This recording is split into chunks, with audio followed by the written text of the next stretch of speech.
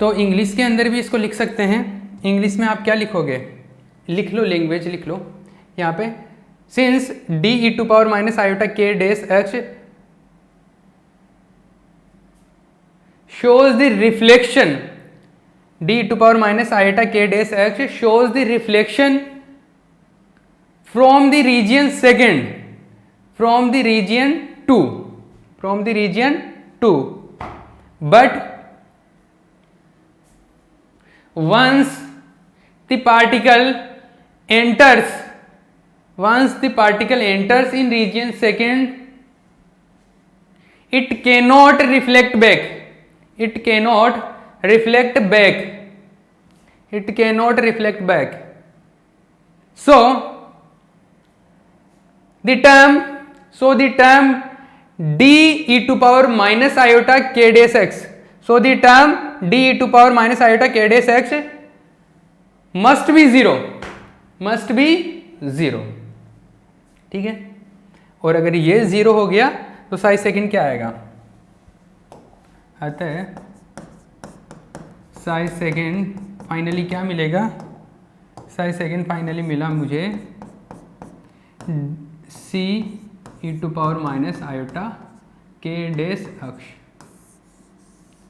ये साई सेकंड मिल गया द्वितीय क्षेत्र में तरंग फलन, सेकंड क्षेत्र में तरंग फलन, wave function in region 2, wave function in region 2 in region second, ठीक है। ये सेकंड रीजन में वेव फंक्शन है, क्लियर है कि नहीं बात, ये ठीक है। यहां तक हमारे को ये चीज क्लियर होगी कि फर्स्ट रीजन में जो वेव फंक्शन आया पहले क्षेत्र में, वो आया मेरे पास, क्या आया, ये आया, ये तो उसके जैसे आया जो पहले वाला केस डिस्कस कर रहे थे, उसके अंदर जो फर्स्ट रीजन में आया था wave function, it is similar to that wave function, ये आया। सेकंड रीजन में जो वेव फंक्शन आया that is little bit different, ये थोड़ा सा अलग आया है, ये आयोटा में आया है, वहां पर आयोटा में नहीं आता था, ठीक है। ये प्लस नहीं है, आई थिंक ये प्लस नहीं है, ये सॉरी माइनस नहीं है, ये प्लस आएगा, ये पॉजिटिव है भैया, ये पॉजिटिव है, ठीक है। अरे पॉजिटिव ही तो है, ये यहाँ से तो यही तो बचा, ये हट गया तब, ये तो पॉजिटिव ही तो है, ये मैंने बाई मिस्टेक हो गया था, ये देखो अभी ठीक है। तो ये फर्स्ट और सेकंड आया। अब फर्स्ट और सेकंड कैलकुलेट करने के बाद में क्या करते हैं हम लोग, मुझे पारगमन और परावर्तन गुणांक कैलकुलेट करने हैं, रिफ्लेक्शन कोफिशिएंट और ट्रांसमिशन कोफिशिएंट कैलकुलेट करने हैं, और उनके लिए मुझे क्या करना पड़ेगा, उनके लिए मुझे b/a और c/a कैलकुलेट करने पड़ेंगे, मतलब a b c में रेशियो कैलकुलेट करने पड़ेंगे, ठीक है ना। तो यहाँ पर देखो ये मुझे b/a और c/a कैलकुलेट करने पड़ेंगे, तो उसके लिए मुझे एक तो ये फर्स्ट सेकंड दोनों रीजियन का मैंने बाउंड्री कंडीशन लगा के इनमें रिलेशन सेटअप करूँगा जैसे पहले कर रहा था। तो बाउंड्री कंडीशन लगाते हैं, अतः by boundary conditions, boundary conditions क्या है, बाउंड्री कंडीशन ये बोलता है कि ये जो बाउंड्री है ये यहाँ पर x = 0 पे, यहाँ पे फंक्शन इधर से और फंक्शन इधर से दोनों तरफ से बराबर होना चाहिए, मतलब साई फर्स्ट x = 0 पे और साई सेकंड x = 0 पे, ये दोनों चीज़ें बराबर होनी चाहिए, ठीक है। दूसरी चीज़ ये है कि साई फर्स्ट का डेरिवेशन x के रिस्पेक्ट में x = 0 पे और साई सेकंड का डेरिवेटिव फर्स्ट डेरिवेटिव प्रथम अवकलज ये x = 0 पे, ये दोनों भी क्या होने चाहिए, इक्वल होने चाहिए। सेम ही एप्लीकेशन अप्लाई कर रहा हूँ, सेम ही बाउंड्री कंडीशन अप्लाई कर रहा हूँ। तो ये फर्स्ट बाउंड्री कंडीशन है, ये फर्स्ट बाउंड्री कंडीशन है, ये सेकेंड बाउंड्री कंडीशन, दोनों बाउंड्री कंडीशन हो गए। तो मैं फर्स्ट बाउंड्री कंडीशन लगाता हूँ, फिर सेकेंड अप्लाई करता हूँ। तो आओ भैया, ये कॉपी कर लिया, रोक के कॉपी कर लेना आप, ठीक है। तो बाय फर्स्ट बाउंड्री कंडीशन, प्रथम परिसीमा प्रतिबंध लगाने पर, एक ही बात है, इंग्लिश में लिख लो हिंदी में लिख लो, इतना फर्क नहीं पड़ेगा। फिर भी अगर आप हिंदी वाले लिखना चाहो तो ये हो जाएगा प्रथम परिसीमा प्रतिबंध लगाने पर ठीक है। और फर्स्ट बाउंड्री कंडीशन से क्या हो रहा है, फर्स्ट बाउंड्री कंडीशन में साई फर्स्ट है, साई सेकंड 0 आएगा। तो साई फर्स्ट क्या है पहली चीज़, तो साई फर्स्ट है, साई फर्स्ट देखो, साई फर्स्ट है, साई फर्स्ट जो है, साई फर्स्ट, साई फर्स्ट है A e to power iota k अक्ष, अक्ष का मतलब अक्ष जो भी है, B E to power minus iota k अक्ष is equals to psi second, psi second क्या है, साई सेकेंड है C e to power iota k dash अक्ष, ये है। और x का वैल्यू क्या करना है, 0 पुट करना है, x का वैल्यू क्या करना है, 0 पुट करना है, तो 0 पुट करो। ए ई टू पावर x का वैल्यू 0 पुट करेंगे तो ई टू पावर 0 हो जाएगा, ये b ई टू पावर ये भी 0 हो जाएगा, ये c ई टू पावर ये भी 0 हो जाएगा, तो क्या आ जाएगा a plus B is equal to C. इसको इक्वेशन नंबर ए लिख लूँ तो किसी को कोई एतराज़ है, नहीं, अरे किसी को कोई प्रॉब्लम है क्या, नहीं ना, a plus B is equal to C आ गया। अब सेकंड बाउंड्री कंडीशन, मतलब फर्स्ट डेरिवेटिव कैलकुलेट करो, प्रथम अवकलज, इसका भी फर्स्ट डेरिवेटिव कैलकुलेट करो और उसमें x का वैल्यू 0 रख दो, दोनों का वैल्यू बराबर आना चाहिए। तो देखो by second boundary condition, by second boundary condition, और सेकंड बाउंड्री कंडीशन से क्या होगा, फर्स्ट का डिफरेंशिएशन करो, फर्स्ट का डिफरेंशिएशन करेंगे तो इसका डिफरेंशिएशन करो, फर्स्ट का, फर्स्ट जो वेव फंक्शन है उसका डिफरेंशिएशन करो। फर्स्ट का differentiation d by d x है, ये किसका करना है, A e to power iota k x plus B E to power minus iota k x, इसका डिफरेंशिएशन करके एक्स इक्वल टू 0 पुट करना है। दूसरा इधर डिफरेंशिएशन करना किसका, C e to power iota k dash x का, इसका डिफरेंशिएशन करना और इसमें भी एक्स इक्वल टू 0 पुट करना है। क्लियर है, ये करना है भैया, आगे चलते हैं। तो पुट करो इसमें, इसका डिफरेंशिएशन क्या है, इसका differentiation A e to power iota k x का आयोटा के, और ये आएगा B E to power minus iota k x, iota k तो मल्टीप्लाई में आ जाएगा, आयोटा के तो आ जाएगा मल्टीप्लाई में, माइनस भी आएगा माइनस आयोटा के, और ये एक्स इक्वल टू 0 तो भी रखा ही नहीं मैंने। अभी देखो ये इसमें सी आयोटा के डैश और E to power iota k dash x और एक्स इक्वल्स टू 0 आएगा, ठीक है। वैल्यू पुट करो, एक्स इक्वल्स टू 0 पुट करो तो A iota k E to power 0, E to power 0 1 minus iota k B E to power 0, E to power 0 1 C iota k dash और E to power 0 तो 1 हो गया।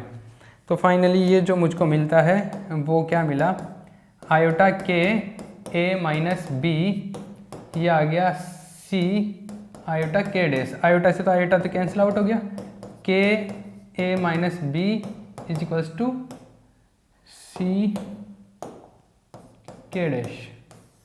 ये equation number B मिल गया। ये एक इक्वेशन नंबर ए मिल गया मुझे, A plus B equals to C, and this is our second equation k A minus B equals to C k dash. ये इक्वेशन नंबर बी मिल गया। अब ए और बी से हम लोग क्या करेंगे, इन दोनों इक्वेशन को सेटअप करेंगे और बी बाई ए और सी बाई ए कैलकुलेट करेंगे, ठीक है, बी बाई और सी बाई ए। तो मैं सबसे पहले क्या करता हूँ, दोनों को डिवाइड कर देता हूँ। तो equation A divided by equation B. तो इक्वेशन ए है A plus B left side में, और इसके अंदर क्या है, इसके अंदर है के ए माइनस बी, उसमें राइट साइड में है क्या, सी है, और इसमें क्या सी के डैश है, यही तो है। अरे बाबा ये ए प्लस बी इक्वल्स टू सी, यही है ना। अब आगे देखो,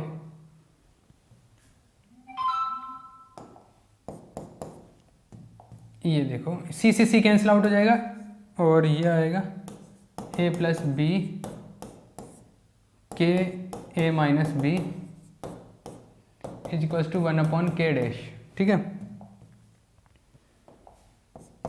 ये के डैश से मल्टीप्लाई करूँ तो के डैश से मल्टीप्लाई के डैश ए आ जाएगा प्लस के डैश बी आ जाएगा, इधर से मल्टीप्लाई करूँगा तो के ए माइनस के बी डैश, ठीक है। बी को इधर ले आता हूँ, के को उधर ले जाता हूँ। बी वाला पार्ट इधर आएगा तो इधर के डैश बी हो जाएगा, उधर से आएगा तो के बी डैश आ जाएगा। सॉरी ये उल्टा कर दिया मैंने, के बी डैश कहाँ से आ गया, ये के ए और के बी आ रहा है, ये डैश कहाँ से आ गया, ठीक है। के डैश बी और ये इधर आएगा प्लस का हो जाएगा। दूसरी चीज़ इधर के ए है और ये इधर जाएगा तो माइनस के डैश ए हो जाएगा। इधर ये आएगा के डैश प्लस के बी और ये के माइनस के डैश ए, तो ये आ जाएगा B upon A is equals to k minus k dash upon k plus k dash. ये b बाई ए मिल गया। सिमिलर वे में अपने को c बाई ए और कैलकुलेट करना है, जो कि कहां पर काम में आने वाले हैं, अपने ट्रांसमिशन कोफिशिएंट में और रिफ्लेक्शन कोफिशिएंट में, परावर्तन गुणांक और पारगमन गुणांक में, उन दोनों में काम में आने वाले हैं, ठीक है। तो ये दोनों चीजें b अपॉन ए और c अपॉन ए और कैलकुलेट करना है मुझे। तो ये b अपॉन ए का वैल्यू मेरे काम में आएगा, अभी कहाँ काम में आएगा, हाँ मैं बताता है, ये काम में आएगा यहाँ पे। अभी जैसे इससे अपने को c अपॉन ए और कैलकुलेट करना है, तो मैं देखो इक्वेशन नंबर ए का यूज करके c अपॉन ए कैलकुलेट करूँगा। ये b आ गया और ये इक्वेशन नंबर c। तो from equation number A, from A से क्या मिलता था मुझे, a plus B equals to C. इसमें काम करो, आपको c अपॉन ए कैलकुलेट करना है ना, c अपॉन ए। तो c अपॉन ए से देखो मैं a से डिवाइड कर दूँ इसको, तो 1 प्लस बी अपॉन ए, सब टर्म्स को c से डिवाइड कर दूँ, सॉरी a से, a से डिवाइड किया 1 आ गया, a से डिवाइड किया b अपॉन ए आ गया, इधर a से डिवाइड किया c अपॉन ए आ गया, करेक्ट है। तो c अपॉन ए जो आ रहा है वो आएगा 1 प्लस बी अपॉन ए, और b अपॉन ए का वैल्यू c से पुट कर दो। तो from c, putting the value of c in this equation, तो देखो c से मान रखने पर, इक्वेशन c से मान रखने पर, putting the value of equation c से मान रखने पर, अरे ये छोटी छोटी चीज़ें कि इधर का वैल्यू इधर पुट कर दिया, इस इक्वेशन का ऐसे कर रहे हैं, ये तो छोटी छोटी लाइनें हैं, वो तो आपको मैथमेटिकली पता है कि क्या कर रहे हैं, तो वो आप खुद भी लिख सकते हो, ये इतना बड़ा पंगा नहीं है। एक्चुअल में जो कंसेप्ट को समझना और किस वे में उसको पैटर्न वाइज लिखना है, दैट इज़ वेरी इंपॉर्टेंट। ये छोटी छोटी लाइनें हैं, इनको आप खुद मैनेज कर सकते हो, ठीक है। और मैं टेस्ट लेने वाला हूँ, तो टेस्ट लेंगे तो उस टेस्ट के अंदर आपको किस तरीके से आपका परफॉर्मेंस रहता है, लिखने का क्या पैटर्न है वो पता ही चल जाएगा। मैं बता दूंगा कि रिव्यू कर दूंगा कि अच्छा इसको इस तरीके से मत लिखो, ऐसे लिखो, ठीक है, मैं बता दूंगा वो सारी चीज़ें। तो देखो c अपॉन ए हो गया 1 प्लस, तो इसका वैल्यू रखो भैया, बातें बहुत कर ली, इसको फटाफट पर रखो, 1 प्लस बी अपॉन ए, बी के माइनस के डेस, के प्लस के डेस, के माइनस के डेस और के प्लस के डेस, इज इट राइट? अरे सही लिखा है ना मैंने? ठीक है, करेक्ट है। c बाई ए, ये एलसीएम लूँगा तो के प्लस के डैश प्लस के minus k dash upon k plus k dash, के डैश से के डैश कैंसिल आउट हो जाएगा, 2 के प्लस के डैश, ये बचा, और ये आ गया c अपॉन ए, ये c अपॉन ए का वैल्यू मिल गया। इसको कोई इक्वेशन नंबर डी लिख देता हूँ मैं। ये जो दोनों वैल्यू है अब ये काम में आएंगे परावर्तन गुणांक और पारगमन गुणांक कैलकुलेट करने में, ट्रांसमिशन कोएफिशिएंट और रिफ्लेक्शन कोएफिशिएंट कैलकुलेट करने में। एक बार में समय देख लेते हैं कितना हो गया, ठीक है, रिजोल्यूशन बढ़िया आ रहा है ना, ठीक ठाक सा दिख रहा है। हाँ जी, चलो भैया,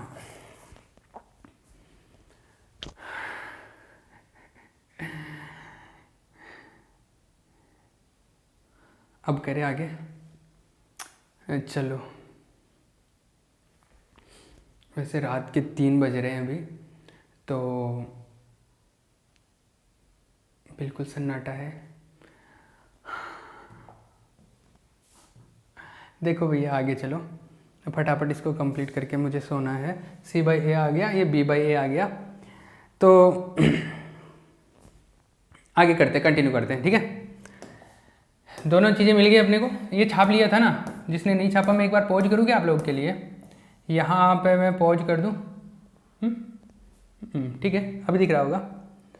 और फिर इसके बाद में ये लो पॉज हो जाएगा, यहाँ पे पॉज कर लेना। फिर इसके बाद में आ गया, अब हम लोगों की क्या परावर्तन गुणांक और पारगमन गुणांक कैलकुलेट करने हैं। चलो आ जाओ भैया, तो पारगमन गुणांक और परावर्तन गुणांक कैलकुलेट करते हैं। चलो तो ठीक है, आओ देखो परावर्तन गुणांक, इसको बोलते हैं रिफ्लेक्शन कोफिशिएंट। रिफ्लेक्शन कोफिशिएंट, ठीक है, रिफ्लेक्शन कोफिशिएंट। डेफिनेशन आपको पता है लेकिन मैं फिर भी बता दूंगा, फिर भी लिखवा देता हूँ। वो सेम ही डेफिनेशन होगी। सेम ही डेफिनेशन क्या होगा, रिफ्लेक्शन कोफिशिएंट का आएगा JR/JI।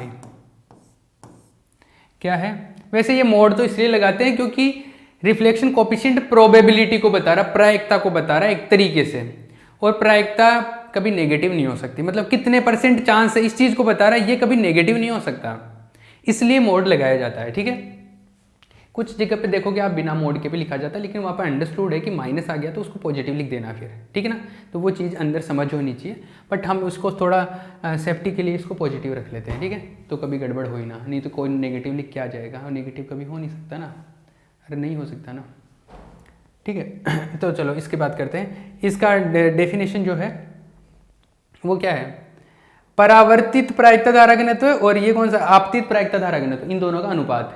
तो लिखो परावर्तित प्रायिकता धारा घनत्व, परावर्तित प्रायिकता धारा घनत्व तथा परावर्तित प्रायिकता धारा घनत्व तथा आपतित प्रायिकता धारा घनत्व, परावर्तित प्रायिकता धारा घनत्व तथा आपतित प्रायिकता धारा घनत्व तथा आपतित प्रायिकता धारा घनत्व का अनुपात परावर्तन गुणांक कहलाता है, का अनुपात परावर्तन गुणांक कहलाता है। The ratio of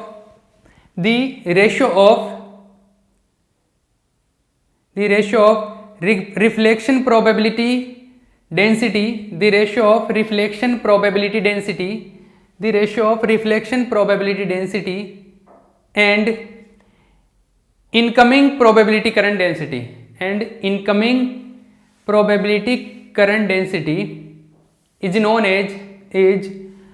as reflection coefficient, is known as reflection coefficient. अब सेम जो पहले मेथड लगाया था हमने, वहाँ से JR और JI कैलकुलेट करूँगा, JR और JI कैलकुलेट करूँगा, वैल्यू पुट करूँगा, लिखूँगा, वही वैल्यू उस तरीके से निकालेंगे। तो देखो सिंस साई जो था वो ऐसा था, साई फर्स्ट वाला था Ae⁻i k अक्ष प्लस Be⁻− k अक्ष, ऐसा था। इसके अंदर ये वाला पार्ट रिफ्लेक्शन को बता रहा था और ये पार्ट किसको बता रहा था, ट्रांसमिशन को, सॉरी इनकमिंग को। ये किसको बता रहा था, इनकमिंग पार्ट को बता रहा था। ये किस पार्ट को बता रहा था, रिफ्लेक्शन को बता रहा है। तो ये ये आपतन भाग, आपतन फलन, इनकमिंग फंक्शन, इनकमिंग फंक्शन है इसके अंदर साई आई, वो ये वाला पार्ट है Ae⁻i k अक्ष, और ये रिफ्लेक्शन का है, ये परावर्तन फलन या परावर्तित फलन रिफ्लेक्शन फंक्शन या रिफ्लेक्टिंग फंक्शन, ये है psi R, this is Be⁻− k अक्ष, ऐसा है। साई पता है तो मुझे दोनों का JR निकालना, प्रोबेबिलिटी करंट डेंसिटी। वैसे डायरेक्ट बताऊं तो मैं प्रोबेबिलिटी करंट डेंसिटी डायरेक्ट इसका तो आएगा h/k/m और A का मोड का स्क्वायर, और इसका जो आएगा वो आएगा h/k/m B का मोड का स्क्वायर। लेकिन एग्जाम में अपने को कैलकुलेट करके दिखाना पड़ता है, ठीक है ना, क्योंकि एग्जामिनर को पता होना चाहिए कि आपको आता है। डायरेक्ट तो मैंने सिखा ही दिया था। तो हम लोग यहाँ पे कैलकुलेट करें। तो देखो आ जाओ, ये छाप लिया था, पॉज कर लेना यहाँ पे और छाप लेना। तो देखो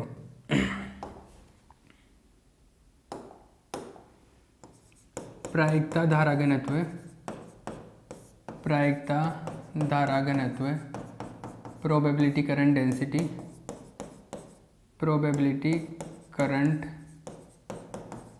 डेंसिटी,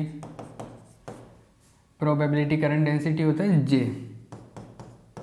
और J का फॉर्मूला होता है H cut upon 2 iota M psi star del psi minus psi del psi star. Is it correct? ये होता है J का वैल्यू, ये J का वैल्यू है। तो साई स्टार का वैल्यू पुट करो और J का वैल्यू कैलकुलेट कर लो।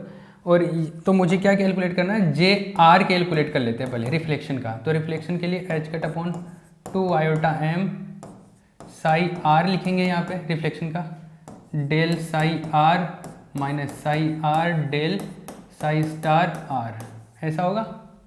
साई R और साई R स्टार का वैल्यू रख दो। साई R तो ये पता ही है, साई R स्टार क्या होगा, B स्टार आ जाएगा, आयोटा की जगह प्लस आयोटा आ जाएगा।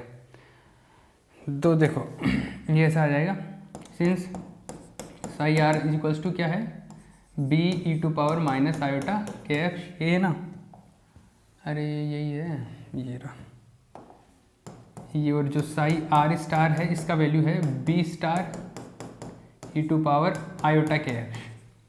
ये क्या हो जाएगा, माइनस की जगह आयोटा की जगह माइनस आयोटा आता तो माइनस माइनस प्लस हो गया, ये ऐसा आ गया। दोनों का वैल्यू इधर पुट कर दो तो JR मिल जाएगा मुझको, JR आएगा H cut upon 2 iota M, और ये मिलेगा साई R स्टार का value B star e to power iota k x. और इसका डिफरेंशिएशन करके यहाँ पे डेल का मतलब डेल बाई डेल एक्स है, तो साई R का डिफरेंशिएशन होगा, साई R का डिफरेंशिएशन होगा तो ये आएगा B, और इसका डिफरेंशिएशन होगा तो ई to power minus iota k x और माइनस आयोटा के, तो आयोटा के तो मल्टीप्लाई कर दिया, माइनस इधर लिख दिया मैंने। सेकेंड टर्म में minus psi R is this B star e to power iota k x, और डेल साई R स्टार, इसका डिफरेंशिएशन करना है। सॉरी मैंने गलत लिख दिया, मुझे लिखना था क्या, यहाँ पे साई R लिखना था। साई R ये है, साई R क्या है, B और ई टू पावर माइनस, तो ई to power minus iota k x, फिर आएगा डेल साई R स्टार, मतलब इसका डिफरेंशिएट करके इसका अवकलन करके, तो इसका अवकलन करेंगे तो क्या आएगा, इसका अवकलन करते हैं तो आएगा B star iota k E to power iota k x, ये आएगा। ठीक है, ये आ जाएगा, और ये इधर से ये मिला मुझे। ठीक है ना। इसका डिफरेंशिएशन किया मैंने, किसका, इसका डिफरेंशिएशन किया B star iota k E to power iota k x, ये हो गया। अब देखो इसको फटाफट क्लियर कर लो। हाँ देखो B स्टार ये हो गया B का मोड का square, e to power positive e to power negative, ये ई टू पावर 0 हो गया, आयोटा के बचा इसमें से ई टू पावर, इसमें देखो B स्टार B का मोड का स्क्वायर हो गया, आयोटा के आ गया, ये पावर नेगेटिव है ये पावर पॉजिटिव है, सेम पावर है, बेस सेम है, तो क्या हो गया, पावर ऐड हो जाएंगे, एक माइनस है एक पॉजिटिव है तो 0 हो जाएगा, ई टू पावर 0 1 हो गया, ये मिला। JR इज इक्वल्स टू, ये देखो 2 टाइम्स हो गए ना, 2 बार, ये सेम ही है ना, तो H cut upon 2 iota M, negative common ले लो, नेगेटिव आ गया, और 2 टाइम्स ऑफ आयोटा के B का मोड का स्क्वायर, 2 से तो 2 कैंसिल आउट हो जाएगा, 2 से 2 कैंसिल आउट हो गया, आयोटा से आयोटा कैंसिल आउट हो जाएगा, और यहाँ से जो बचा वो बचा माइनस H कट के बाई M B का मोड का स्क्वायर। ये मैंने पहले बताया था आपको कि यही आने वाला है। अरे ये यहाँ पे बताया था ना, देखो हाँ जी, ये नेगेटिव था तो नेगेटिव, ये नेगेटिव आएगा, सॉरी ये मैंने पहली बार बताया था तब आपको चीज़ बताई थी, ये लिखना भी भूल गए थे। ये साइन नेगेटिव होता है, पॉजिटिव आता तो पॉजिटिव आता है। ठीक है, तो ये वैल्यू आया है। ठीक है, JR आ गया, ये JR आ गया। अब JI कैलकुलेट कर सकते हैं हम लोग, और JI कैलकुलेट करेंगे तो JI आप कैलकुलेट कर सकते हो क्या यहाँ पे, अब JI तो आप कैलकुलेट कर सकते हो ना यहाँ, अरे JI तो कैलकुलेट कर पाओगे, या मैं कैलकुलेट करके बताऊँ यहाँ पे जे आई का वैल्यू क्या आएगा, ये आएगा पॉजिटिव में एच कट के अपॉन एम, ये मैं डायरेक्ट लिख देता हूँ सिमिलरली। इसी प्रकार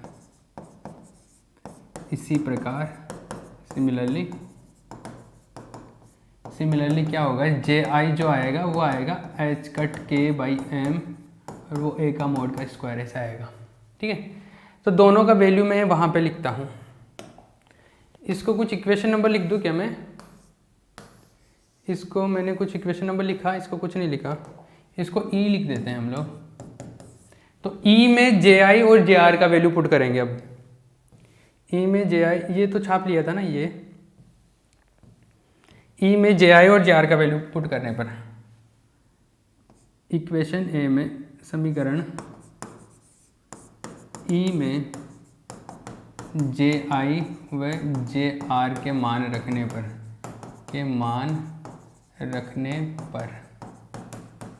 देखो मान रखो, मान आएगा आर इज इक्वल्स टू जे आई और जे आर का जो वैल्यू है वो है माइनस एच कट के बाई एम बी का मोड का स्क्वायर, ये है एच कट के बाई एम ए का मोड का स्क्वायर।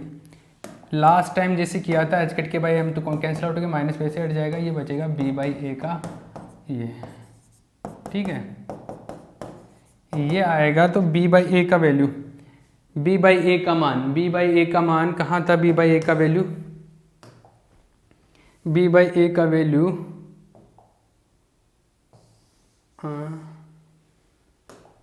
बी बाई ए का वैल्यू हमने कैलकुलेट किया है ना, B by A B by A B by A B by A, ये किधर गया, ये रहा, के माइनस के डेस अपॉन के प्लस के डेस। तो समीकरण सी से इक्वेशन नंबर सी से के माइनस के डेस अपॉन के प्लस के डेस, के माइनस के डेस अपॉन के प्लस के डेस, इक्वेशन 6 से समीकरण सी से बाई इक्वेशन